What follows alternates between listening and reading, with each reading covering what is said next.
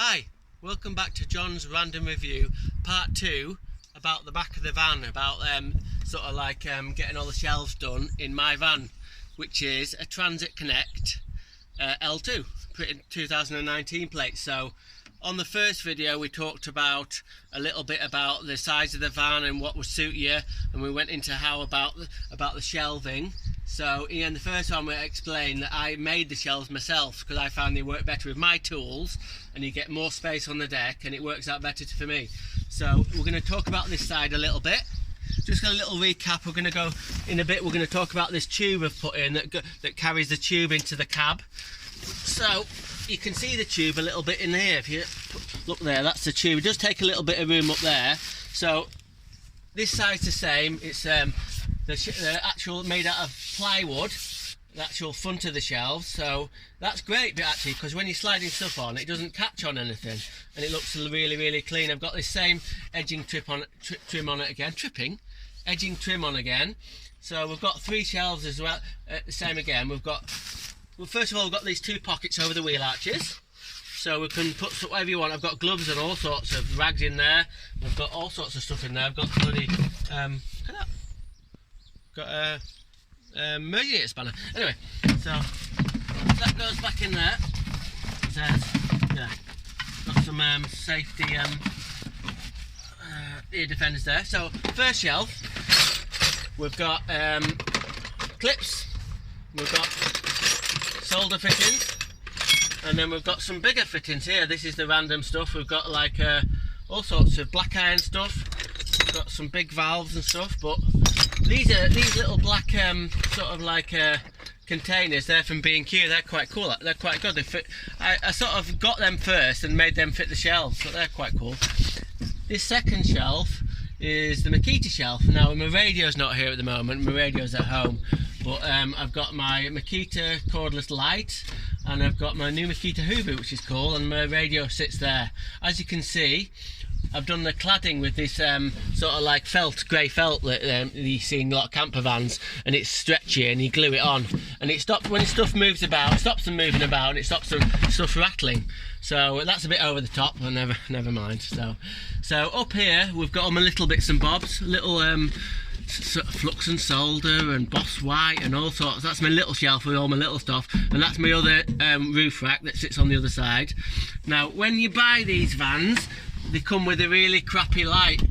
So what I've had fitted is another and bigger LED light. That's really important because you can't see it now, but at the night time this illuminates all of this back area, and it's really good. So that's pretty much done this bit of it. Just a quick talk about the deck.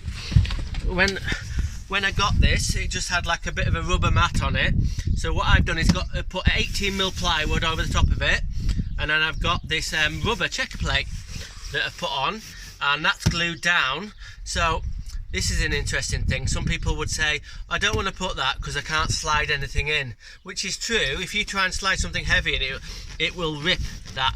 But if you don't have it and you just have plywood on the deck and that gets dusty, all your tools slide about like mad.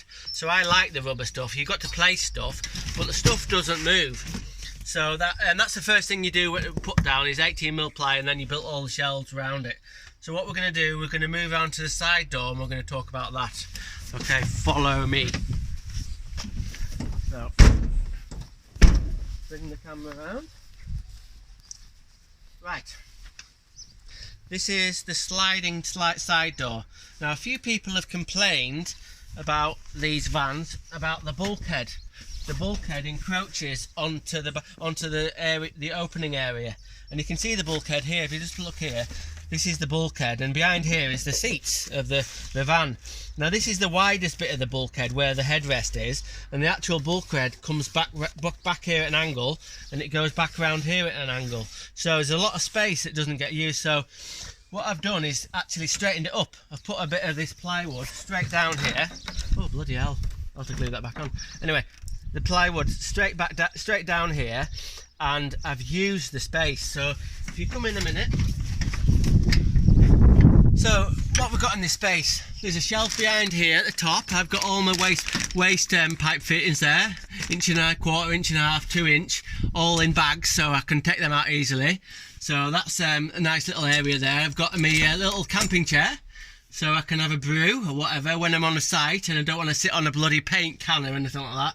Now this is a really good bit of kit. Just come back a bit here. This is my little steps. If I'm working like I don't know, about 4 foot up or whatever, or not that high, I don't really want to take my big ladders out all the time. So I take these out. Now these are McAllister ones, which is a little bit DIY-y, but they're actually pretty good. They fold really flat. So I've kind of like set them in there. That's held with the bungee strap, and it doesn't rattle. So that just sits there. So we've got more tubes here. If you just pull around here, we've got more UPVC water tubes. I've got my Stillies in here. These are about my favourite tools. I've got 2 pairs of 24s. I think I've got an 18. We've got an offset one as well. They rattle around a little bit, but anyway. So on the other side, I've got my big grips, and I've got some big adjustables, blow lamp. We've got a fire extinguisher, just in case. Bloody hell. Anyway, so this is my work table, which I can take out. We're going to go into that hopefully either at the end of this video or the next one. So that's a brilliant thing. So if you come down here, this is really interesting bit. Right, underneath here is a void, and the reason there is a void because you can get a crew cab version of this van, and also you can get like a people carrier. So when it's a crew cab or a people carrier, there's like a footwell where the seats are. So underneath here is a massive area where it normally doesn't get used. And what I've done is made like another storage area. And this goes right through to the back there. So what I've got in here is, if I can get it out, I've got all sorts. I've got my little level there. I've got bits of pipe. I've got drain rods and all sorts in there. That's absolutely fantastic. Storage solutions, that's all it is. So I've made that like a wooden box that goes all the way through. So there's more storage here. I've got in here, I put another water pipe in there. So in here I've got my really long level. So that goes all the way in there, no problem at all. It's out of the way. So that's absolutely fantastic.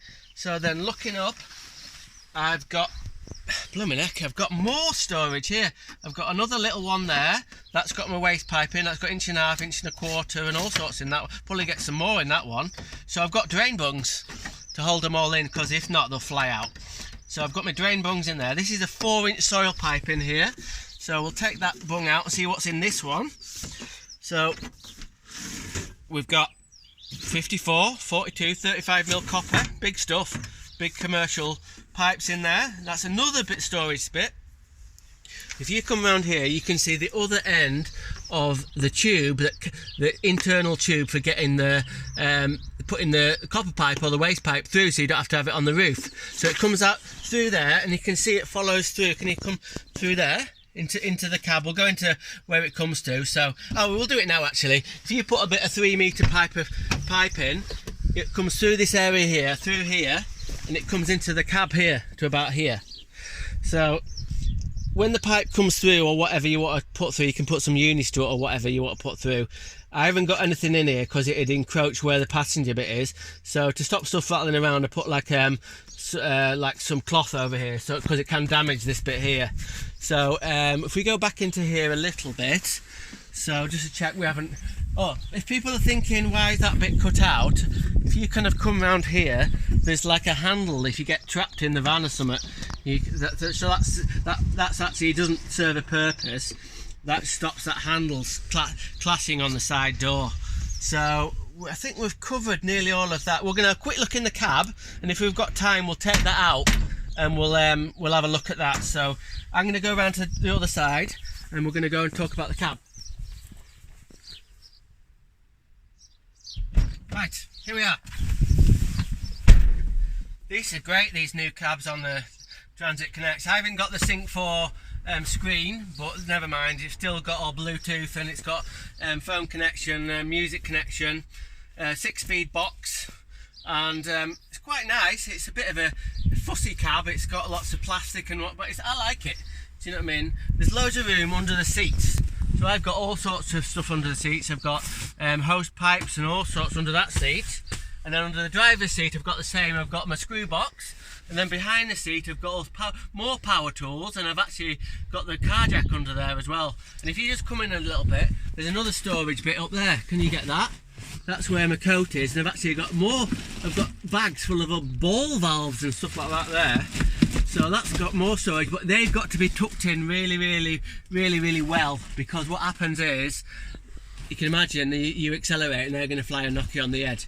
Anyway, another quick thing about the front, it's got a great leather steering wheel on these limited ones, and it's got the controls. These controls here aren't brilliant, but the brilliant bit about it is the cruise control controls.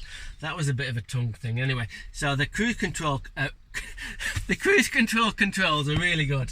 So the other weird thing is about where to put the mobile phone holder. It's all angulated and funny angles. You can't get it on. I don't like having it on the screen, so I've actually got it off the side window here, and got this online, and it works really well. It's really out of the way. It doesn't encroach on the window. So I've got my mobile phone there for my Bluetooth, and I've got my phone connections.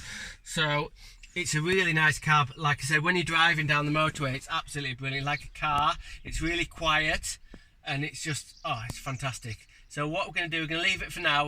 The next video, we're just going to do a quick talk about we're going to get the table out of the back of the van. Okay, see you on part 3.